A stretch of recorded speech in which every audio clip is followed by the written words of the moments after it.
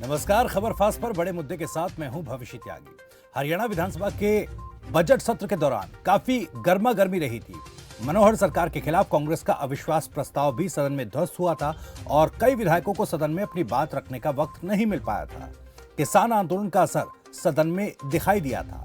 अब किसान आंदोलन के स्थगित होने के बाद हरियाणा विधानसभा का शीतकालीन सत्र भी हंगामेदार रहने के आसार जताए जा रहे हैं।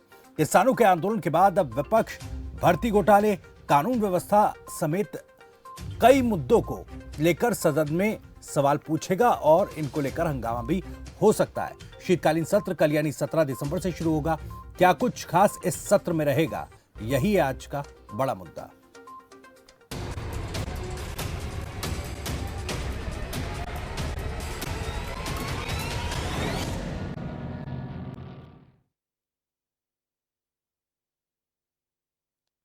तो हरियाणा विधानसभा का शीतकालीन सत्र 17 दिसंबर से आयोजित होने जा रहा है, जिसे लेकर सरकार और विपक्ष दोनों पूरी तरह से तैयार नजर आ रहे हैं। एक तरफ विपक्ष सरकार को घेरने की तैयारियों में जुटा है, तो वहीं सरकार जवाबदेही के लिए पूरी तरह से तैयार है। कल कांग्रेस विधायक दल की बैठक भी बुलाई गई है, जिसमें प्रदेश सरकार को घेरने की रणनीति बनाई जाएगी। पहले 3 दिन का सत्र निर्धारित हुआ था, जिसे विपक्ष के कहने पर 1 दिन और बढ़ाया गया, यानी अब सत्र जो है 22 दिसंबर तक चलेगा। भर्ती घोटालों, किसानों के मुद्दे और कानून व्यवस्था पर विपक्ष सरकार को सदन में घेरने की तैयारी में है, तो सरकार भी आंकड़ों के साथ विपक्ष के सवालों का जवाब देने का दावा कर रही है। जिस तरीके से पिछली बार भी कई सदस्यों को बोलने का मौका नहीं मिला, इस पर तमाम मेंबरों ने बीएसी में चर्चा भी करी और इसलिए ये निर्णय लिया है कि जो पहले अवधि 21 तारीख को दोपहर तक थी, उसको बढ़ाकर, क्योंकि आखिरी दिन डबल सिटिंग नहीं हो सकती, एक सिटिंग और बढ़ाई जाए और 22 तारीख तक बढ़ाने का निर्णय लिया है, जिसमें तमाम जो विषय हैं उन पर मेंबर हाउस के विस्तार में चर्चा कर पाएंगे। पिछले 2 साल में निरंतर ये सुनते आए हैं, विपक्ष ने तैयारी करी और सरकार भी पूरी तौर पर तैयार है, एक एक उनके सवाल का जवाब भी देगी और आंकड़ों के साथ जवाब देगी। कई मुद्दे हैं जिनको लेकर विपक्ष सरकार को घेरने की बात कह रहा है। एचपीएससी में डिप्टी सेक्रेटरी अनिल नागर की गिरफ्तारी की बात हो, भर्ती घोटाले को लेकर जिस तरह से विपक्ष लगातार सवाल उठा रहा है, वहीं एक और ये भी है क्योंकि अब आंदोलन स्थगित हो चुका है, लेकिन कहीं ना कहीं विपक्षी पार्टियों में खुद को किसान हितैषी बताने की, साबित करने की होड़ है। किसानों से जुड़े कई मुद्दे, कई सवाल भी सदन में पूछे जा सकते हैं और इसी मुद्दे पर चर्चा करने के लिए कुछ खास मेहमान भी हमारे साथ जुड़ रहे हैं। सत्यव्रत शास्त्री हमारे साथ बीजेपी प्रवक्ता इस वक्त जुड़ गए हैं। संदीप भारद्वाज प्रवक्ता कांग्रेस भी हमारे साथ है और अब से कुछ ही देर में ओमकार सिंह प्रवक्ता आईएनएलडी भी हमारे साथ जुड़ जाएंगे। आप सभी मेहमानों का फिलहाल बहुत बहुत स्वागत है। शास्त्री जी, मेरा सबसे पहला सवाल आप ही से है। किसान आंदोलन तो है स्थगित हो चुका है, लेकिन फिलहाल सदन की कार्रवाई कल से शुरू होगी, विंटर सेशन शुरू होगा। किस तरह की तैयारी सरकार की है? देखिए, सरकार के अपने विधायी कार्यों की लेकर तैयारी होती है जी, वो सब तैयारियां हैं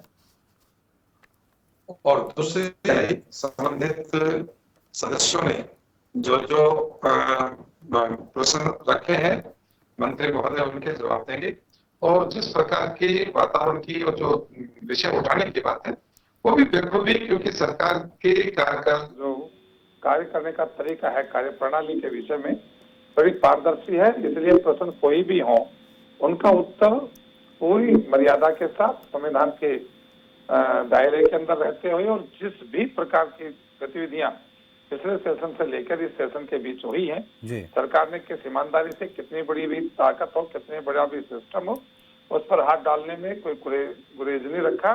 और सरकार की जो पहली नीति है कि हरियाणा एक, हरियाणवी एक, सबका साथ सबका विकास, ये हमारे केवल नारे नहीं है और पारदर्शी प्रशासन का जो दावा है उसके तहत सब चीजों का जो है वो जवाब अपने को मिलने का पूरी संभावना ये मान सकते हैं और सरकार की पूरी तैयारी है उन सबको संतुष्ट करके सदन से जनता के सामने जो मुद्दे आएंगे उसमें जनता भी निर्णय कर पाएगी कि गलत कौन है और ठीक कौन है। जी, ठीक है सर।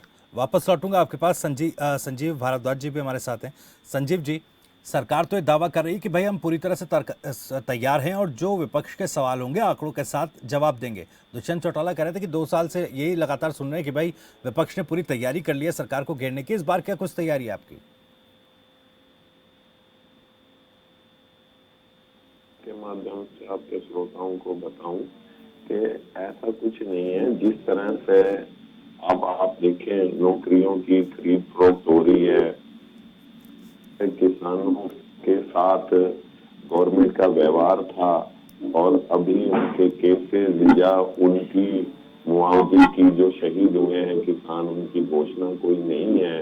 इस तरह के भ्रष्टाचार के या ये कह लो कि किसानों से कर्मचारियों से रिलेटेड बहुत सारे मुद्दे हैं जो कल हमारे नेतागण विधानसभा में उठाएंगे और उसमें सार्थक भूमिका हमारी लोगों के साथ, आम लोगों के साथ विधानसभा के अंदर होगी।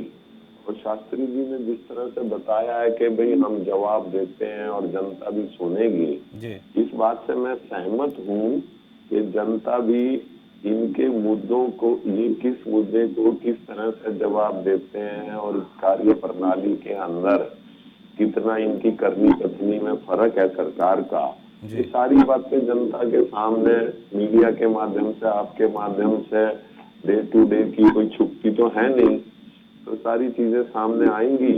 कल के बाद देखते हैं कि भाई क्या सरकार का रुख रहता है। ठीक है सर, वापस लौटूंगा आपके पास भी। ओमकार सिंह जी भी हमारे साथ जुड़ गए हैं। ओमकार सिंह जी, आपका भी बहुत बहुत स्वागत है। अभय चौटाला उपचुनाव के बाद पहली बार सदन की कार्रवाई में उपस्थित होंगे, शामिल होंगे, क्या कुछ तैयारी है सर? उषा जी, मैं आपको बताना चाहता हूँ, जो सच्चा इंसान होता है ना, ईश्वर हमेशा उसका साथ देता है जी।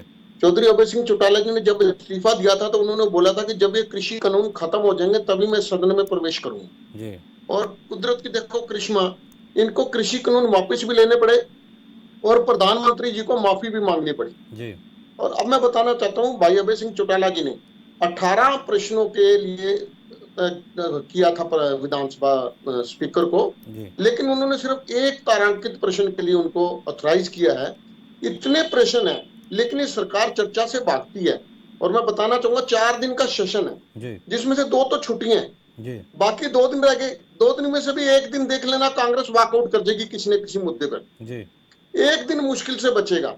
18 प्रश्न है, महंगाई का मुद्दा है, बेरोजगारी का मुद्दा है, पेपर लीक जिसके बारे में आज हजारों हजार लोगों ने HPSC के दफ्तर का घेराव किया और गिरफ्तारियां भी दी। भाई अर्जुन चौटाला ने, भाई करण चौटाला ने, दोनों ने गिरफ्तारियां दी, हमने भी गिरफ्तारी दी। मुद्दे इतने ज्यादा है। स्वास्थ्य सेवाओं का मुद्दा है, ना तो इनके पास प्रॉपर डॉक्टर हैं ना स्टाफ है। कोरोना महामारी में पिछली बार हमारे सामने पोजीशन थी और अब जो पोजीशन सामने आ रही है, जो विशेषज्ञ कह रहे हैं कि कोरोना की तीसरी लहर भी अवश्य आएगी, उस हिसाब से इनकी क्या तैयारियां हैं। और बेरोजगारी को खत्म करने के लिए माननीय मुख्यमंत्री जी कहते थे 2024 तक सबको रोजगार दे दिया जाएगा। ऐसा कौन सा मंत्र पढ़ेंगे जिससे सबको रोजगार मिल जाएगा? बहुत सी ऐसी बातें हैं, घोटाले, रजिस्ट्री घोटाला, शराब घोटाला, जिनकी आज तक कोई भी रिपोर्ट सार्वजनिक नहीं हो पाई। और ये गब्बर महोदय अनिल विज जी बोलते थे कि हम बिल्कुल साफ और पाक साफ हैं, जो भी रिपोर्ट आएगी सामने करेंगे। आज तक कोई भी रिपोर्ट इनकी जनता के सम्मुख नहीं आई है।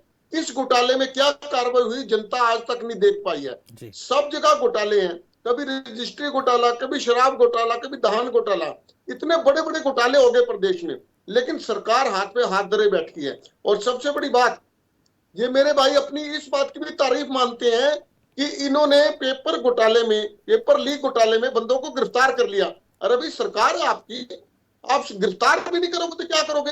ये तो आपकी मजबूरी है। और मैं बताना चाहूंगा, HPSC के जो उप सचिव पकड़े गए, 1 करोड़ की जिनसे रकम पकड़ी गई, उसको भी मुख्यमंत्री महोदय ने बचाने का काम कैसे किया? हमारे संविधान की अनुच्छेद 310 और 311 में कोई भी अगर सार्वजनिक सेवक, जन सेवक अगर किसी तरह से नौकरी से हटाया जाना है तो सुनवाई का मौका दिया जाता है, लेकिन हमारे मुख्यमंत्री जी ने सीधे ही बर्खास्त कर दिया, उसको सुनवाई का मौका नहीं दिया। वो किस लिए दिया? इसके पीछे भी एक इनकी चाल है, क्योंकि जब भी वो नागर साहब, नागर वहां पे हाई कोर्ट या सुप्रीम कोर्ट जाएगा, उनको रीइंस्टेट कर देगी, क्योंकि उनको संविधान के अनुसार सुनवाई का मौका नहीं दिया गया। ये हर तरह से उनको बचाने की कोशिश करते हैं। उनके ऑफिस कार्यालय से पैसे बरामद हुए 1 करोड़ रुपए के टैक्सी, और मुख्यमंत्री जी कहते हैं उनके घर से बरामद हुए। इस सरकार ने इतने घोटाले कर दिए। पहली बात तो है इनकी किसी भी बात पर आम जनता को कोई विश्वास ही नहीं है। ये सरकार अपनी विश्वसनीयता ही खो चुकी है। केवल हंसने मात्र से मेरे शास्त्री जी बात नहीं बनेगी, जनता को जवाब तो देना पड़ेगा आपको। ये जनता देख रही है, ये लंगड़ी सरकार, डबल इंजन वाली सरकार कर के रही है। जो लोग इस सरकार के विरोध में वोट लेके आए थे, वो इसकी गोद में बैठ के सरकार चला रहे हैं। जवाब ले लेता हूं आपकी बात का। एक बात कह के अपनी बात समाप्त करूंगा। आज तक इस सरकार ने कॉमन मिनिमम प्रोग्राम अपना डिक्लेयर नहीं किया है बीजेपी और जेजेपी में, बस लूट खसूट में लगे हुए हैं सारे। चलिए ठीक है सर, एक सवाल मेरा आप ही से एक और है, क्योंकि देखिए किसानों का मुद्दा था, किसानों के मुद्दे पर अभय चौटाला जी ने इस्तीफा दिया, फिर से चुनकर आ गए हैं। अब इनमें से कौन सा मुद्दा होगा, क्योंकि देखिए किसानों का आंदोलन तो स्थगित हो गया, अब इनमें से कौन सा मुद्दा होगा, किसको मुखरता से उठाएंगे अभय चौटाला और किस मुद्दे पर इस्तीफा देंगे? देखिए, इस्तीफा देने की अगर जनता चाहेगी तो जरूर देंगे। भाई अभय सिंह चौटाला एकमात्र ऐसे व्यक्ति हैं, और मैं चैलेंज के साथ कहता हूं बीजेपी और कांग्रेस दोनों को ही, इनके पास कोई एक नेता है जो इस्तीफा देके दोबारा आज के समय में जीत कर आ जाए। और जहां तक मुद्दे की बात करते हो, मुद्दे ही मुद्दे हैं।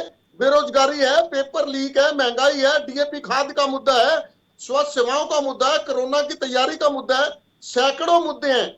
लेकिन ये बीजेपी ने देखना है इनका क्या जवाब देगी। जनता इनकी सच्चाई अब जान चुकी है, लेकिन जनता की परेशानी क्या है, संविधान में 5 साल का समय निश्चित है, और जब तक ये 5 साल पूरे होते जनता इनको कुछ बिगाड़ नहीं सकती। ये जनता की मजबूरी है। लेकिन मैं बताना चाहूंगा जनता इनकी सच्चाई जान चुकी है, स्पष्ट हो चुके हैं, ये बिल्कुल नंगे हो चुके हैं इस समाज के। चलिए ठीक है, सत्यव्रत शास्त्री जवाब दीजिएगा। और इस आधे घंटे की डिबेट में जो है वो काफी आधा समय तो ओमकार सिंह जी ले गए। जी जी ठीक है, आप जवाब दीजिएगा। देखिए, मैं बड़े स्पष्ट तौर पर इन बातों को रखना चाहूंगा कि जो भी सबसे इस विषय को लेकर जो एक मिनट जी, जो एसपीएससी और पेपर से संबंधित घोटालों की बात है जी, इस सारे के अंदर सरकार ने अपने अग्रसर होकर इन सब के ऊपर छापा मारी, इनको पकड़ने का काम किया, और गिरफ्तारियां मास्टरमाइंड तक लोगों की हो चुकी है। और ये लोग अब सामने आ रहा है कि ये लोग इस सरकार के समय में सक्रिय नहीं है, ये पिछले 15-20 साल से सक्रिय थे, लेकिन सरकारों की ओंकार सिंह जी सुन लीजिए, आपने अपनी बात रख ली, काफी पर्याप्त वक्त आपको दिया सर। ओंकार सिंह जी सुन लीजिए, पूरा पर्याप्त वक्त आपको मिला, एक बार सुन लीजिए शास्त्री साहब क्या कह रहे हैं। हाँ, और मैं इस बात के साथ दावा के साथ कहना चाहता हूँ, जितनी पारदर्शिता के साथ ये सरकार ने काम किया है, यदि पिछली सरकारों के कामों की तुलना करेंगे, क्योंकि सिस्टम तो चेंज नहीं कर सकते ना, सिस्टम में बैठे लोगों से ही काम लेना होगा, लेकिन किस प्रकार की भर्ती क्लर्क से लेके ऑफिसर तक की ये लोग करके गए थे, उनके कारनामे हैं ये लोग, और वो कारनामे ज्यादा नहीं चल सकते। इसलिए एक एक काम के ऊपर बड़ी बारीकी से नजर है, और उन बारीकी नजर के कारण से ही ये सब चीज पकड़ी जा रही है। क्योंकि अब तक जो सिस्टम था वो केवल भाई भतीजावाद और पैसे को इर्द गिर्द मानकर ये सब काम होते थे। कोई व्यक्ति ये नहीं सोच सकता था, मैं जिस इलाके से आता हूँ, मैं दावे के साथ कहता हूँ, इस इलाके के अंदर कोई व्यक्ति ये नहीं सोच सकता था कि आईएएस तो बन सकता है, लेकिन हरियाणा पुलिस का एक कांस्टेबल नहीं बन सकता था।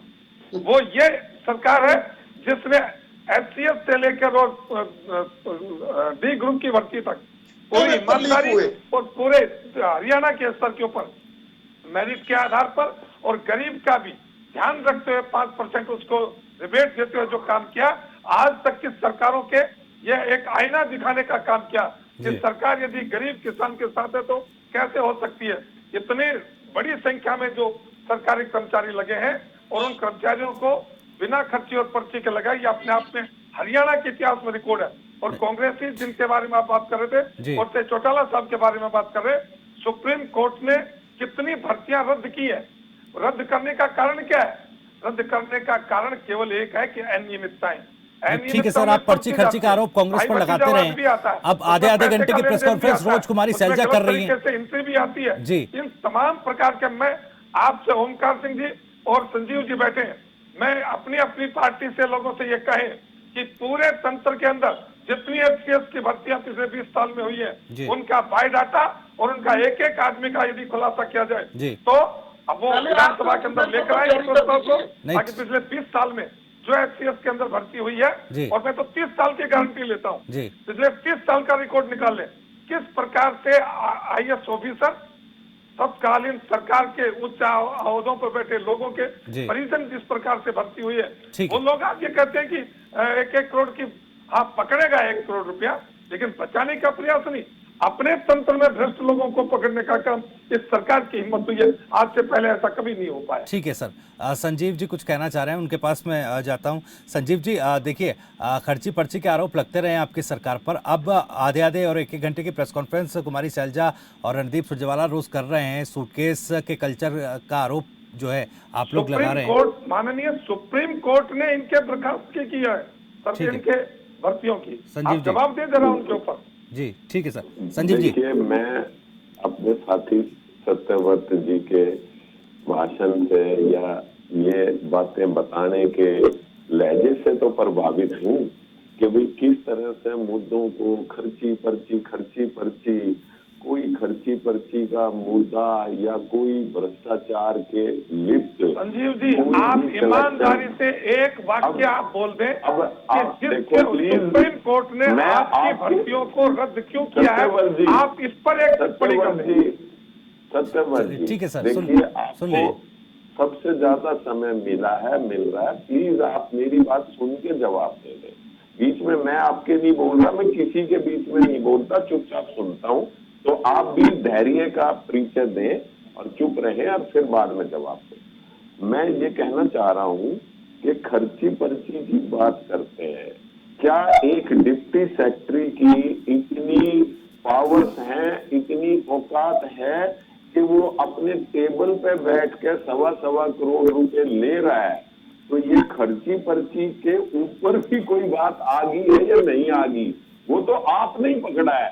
अब आप कैसे मना करेंगे कि वो इस तरह से, फिर आपने कहा ये 15 साल से ये आदमी ले रहे थे या वो कर रहे थे, 2016 में तो उसकी अपॉइंटमेंट हुई है, आपने ही करी है, और आपने इतनी संवेदनशील पोस्ट पे लगा दिया। कहीं ना कहीं कौन लोग लिप्त हैं इसका, अगर आप सच्चे पक्के हैं, आप कहते हैं कि ये काम आप नहीं कर रहे, कोई और कर रहा था या पहली सरकारें कर रही थी, तो आप सिटिंग जज से उसकी इंक्वायरी करवा दें, जो फंसे उसको जेल में डाल दें। साथ ही दिक्कत क्या इसमें? आपके हाथ में 7.5 साल से सारी पावर, सब कुछ आपके हाथ में, जिसको चाहे जो इन चीजों में लिप्त है, भाषण देने की बजाय, बोलने की बजाय उनको अंदर कर दे, खत्म हुई बात। सुप्रीम कोर्ट ने सर भर्तियां रद्द कर दी है, सवाल शास्त्री जी ने उठाया, क्यों रद्द कर दी, इस पर जवाब दे दीजिए। ठीक है, आपके टाइम में ही आपके नीचे, नाक के नीचे सारे भ्रष्टाचार के वो होते हैं, आप एक ही बता दो, एक भी जितना हुआ। संजीव जी, मैं आपकी बात का जवाब देता हूं, दान घोटाला, आपने कहा कि नागर को आपने अपॉइंटमेंट दिया, एक भी बता दें, आप तथ्यों को छुपा रहे हैं, किसी के ऊपर इंक्वायरी करके वो अंदर कराओ, थोड़े दिन पीछे लेकर जाइए कि ये माननीय हाई कोर्ट के ऑर्डर से सरकार को ऑर्डर मिला कि इनको ज्वाइन करवाएं, इसलिए आप इन तथ्यों को छुपाओ मत, ये तो उस पर करो जिसके कार्यकाल में सिलेक्शन हुआ था, साल में हुआ था। नहीं, ठीक है, चलिए ठीक है सर, एक सेकंड हाईकोर्ट के एक सेकंड सर, ये क्या, ठीक है सर, संजीव जी एक सवाल मेरा, क्योंकि देखिए ओमकार सिंह जी भी कुछ कहना चाह रहे थे, लेकिन मैं उनके पास आऊंगा एक सवाल, क्योंकि पहले ओमकार सिंह जी ने कहा कि देखिए किसी न किसी मुद्दे पर कांग्रेस वॉकआउट कर जाएगी, खर्ची पर्ची, फिर सूटकेस, ये न्यूरा कुश्ती चल रही है क्या सर, और यही वजह की ये बी और ए टीम बनकर काम हो रहा है कि आरोप ओमकार सिंह जी ने लगाया था? जवाब दीजिएगा संजीव जी। मेरे से पूछ रहे हैं? जी, ऐसा कुछ नहीं। देखिए, ये कोई मैं जोशी नहीं हूँ, और बड़े गजब की बात है कि मेरे साथी ओमकार सिंह जी इतने मतलब इंटेलिजेंट होते हुए और इतने सीनियर होते हुए पहले ही मौसम विभाग की तरह अंदाजे लगा रहे हैं, ये तो हालात पे डिपेंड करता है। जब कोई आदमी मानेगा नहीं किसी बात को, उठ के जाके क्या करेंगे, ये तो हालात वहां बताएंगे। जब सत्ता में बैठे हुए लोग अपनी चीज नहीं मानेंगे तो वहां कोई सिर थोड़ी फुड़वाना है या सिर थोड़ी फोड़ना है। पब्लिक को अपनी बात समझानी है, इनको समझानी है। ये नहीं मानेंगे तो हाथ जोड़ लेंगे और क्या करेंगे, बताएं आप ही। ठीक है, ये तो मौसम विभाग हाथ जोड़ने की बात नहीं, लोकतंत्र के अंदर अपनी बात रखने की बात है। और बात का जवाब देने का सत्ता पक्ष भविष्यवाणी तो बनता है। ठीक है सर, ओमकार सिंह जी कुछ कहना चाह रहे हैं, सुन लीजिए। ओमकार सिंह जी, आपके भी पूर्व वर्तमान आपके नेता जो सही तरह के लिए कितने सालों से जेल काट कर रहे हैं, उस पर ठीक है सर, चलिए ठीक है। ओमकार सिंह जी कुछ कहना चाह रहे हैं, सुन लीजिए एक बार। जिन भर्तियों को रद्द किया है उन भर्तियों के बारे में संजीव जी ने एक भी वाक्य नहीं बोला। या तो माननीय सुप्रीम कोर्ट के ऊपर आप टिप्पणी करें या अपनी सरकार पर टिप्पणी करें। ठीक है सर, बिल्कुल आऊंगा इस सवाल के साथ, संजीव जी के पास आऊंगा, लेकिन ओमकार सिंह जी के पास जा रहा हूं पहले। ओमकार सिंह जी कुछ कहना चाह रहे हैं? बिल्कुल आ रहा हूँ संजीव जी, ओमकार जी के बाद आपके पास आ रहा हूँ। ठीक है ओमकार जी। उषा जी, आपने नूरा कुश्ती की बात करी तो एलनाबाद का चुनाव समझ में आ गया आपको। 38 से 40 हजार वोट कांग्रेस की थी और हुड्डा साहब वहां पे जाकर कहते हैं वोट तो मैं कांग्रेस के लिए मांगने आया हूँ, लेकिन गोपाल कांडा मेरे मित्र हैं। ये नूरा कुश्ती का ही एग्जाम्पल है। अब मैं आना चाहूंगा अपने भाई शास्त्री जी की बात पर। 7.5 साल हो गए, 7.5 साल हो गए इनकी सरकार को आए, अभी तक ये व्यवस्था नहीं ठीक कर पाए। ऐसी गंदी सरकार अभी 7.5 साल में अपनी व्यवस्था सुधार नहीं पाई, ये समय मांग रहे हैं और इसका मतलब सरकार फेल है। अगर ये सरकार को कामयाब मानते हैं तो मैं इनसे 2 डिमांड करता हूँ, सिर्फ 2 डिमांड, 2 बातें पूछना चाहता हूँ अपने भाई से। आज तक जितने पेपर हुए, एक श्वेत पत्र जारी करके जनता को बताओ आज तक कितने पेपर हुए और कितने लीक हुए। और भूषा जी मैं बताना चाहूंगा, प्रतिवर्ष HPSC का 25 करोड़ रुपए का बजट सिर्फ इसलिए खर्च किया जाता है कि यहाँ पे पेपर लीकेज ना हो, सुरक्षा के लिए खर्च किया जाता है। और जितने पेपर लीक हुए मेरे भाई ये बता दे कितने किए और कितने लीक हुए। दूसरा, अगर दूध के धुले हुए हैं तो एक श्वेत पत्र ये भी जारी कर दे कि 2014 से लेकर 2021 तक कितनी भर्तियां किस किस हल्के में एड्रेस समेत किस किस व्यक्ति को भर्ती करा, उसका एड्रेस समेत मुझे बता दें। ठीक है सर, ठीक है सर, वक्त मेरे पास कम है, शास्त्री जी आपके पास आऊंगा, जवाब लूंगा। एक आखिरी, बिल्कुल साफ सुथरे हैं तो इनको न्यायिक जांच कराने में क्या दिक्कत है? ठीक है सर, हाई कोर्ट या सुप्रीम कोर्ट के सिटिंग जज से जांच करा ले। ठीक है सर, दूध का दूध पानी का पानी। आपका सवाल पहुंच गया शास्त्री साहब, आप जवाब दीजिएगा, लेकिन जल्दी से, उससे पहले जल्दी से जो आपने सवाल उठाया था उसका जवाब संजीव जी से ले लूं मैं, उसके बाद आपके पास आ रहा हूं। संजीव जी। हेलो जी। हाँ जी, भविष्य जी क्या किस विषय में पूछ रहे हैं आप? सॉरी जी, शास्त्री साहब कह रहे थे कि भाई जो आपके टेन्योर के वक्त, आपकी सरकार के वक्त जिस तरह से भर्तियों को रद्द किया सुप्रीम कोर्ट ने, उन पर सवाल कर रहे थे। भविष्य जी देखिए, मेरे घर के सामने एक ऐसा पार्क है जिसके अंदर जो भी एम्प्लॉय कर्मचारी किसी भी लेवल का पीड़ित है तो वो सामने वहां बैठने की, उसको धरने की परमिशन है। मैं वहां रोज घूमता हूँ, जो वहां बैठते हैं उनको खाने पाने की, पीने की, कभी कोई पानी की समस्या है, कोई खाने की, हम वो भी मदद करते हैं।